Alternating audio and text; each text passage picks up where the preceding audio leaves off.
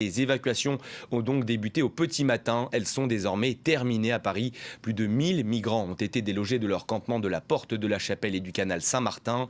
Les conditions d'hygiène y sont déplorables. Des camps qui sont depuis des mois au cœur d'une bataille entre la mairie et l'État. Les images de Karim Yayaoui et Chris Moore vous sont commentées par Hanan Saïdani.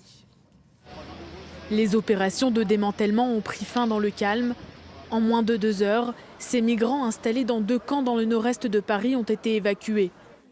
L'un se trouvait porte de la Chapelle, l'autre le long du canal Saint-Martin. Ils étaient près de 1200 à vivre dans des camps précaires et insalubres. Sur place, la plupart ont hâte de quitter les lieux. Certains avaient même préparé leurs affaires avant l'arrivée de la police.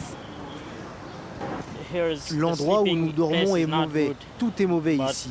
Nous sommes tellement heureux de partir d'ici pour aller dans un centre, parce que notre situation ici n'est vraiment pas bonne. Ils sont emmenés dans des bus vers des centres d'hébergement où ils seront pris en charge par l'administration.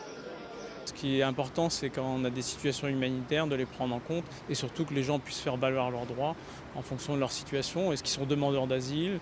Est-ce qu'ils sont réfugiés?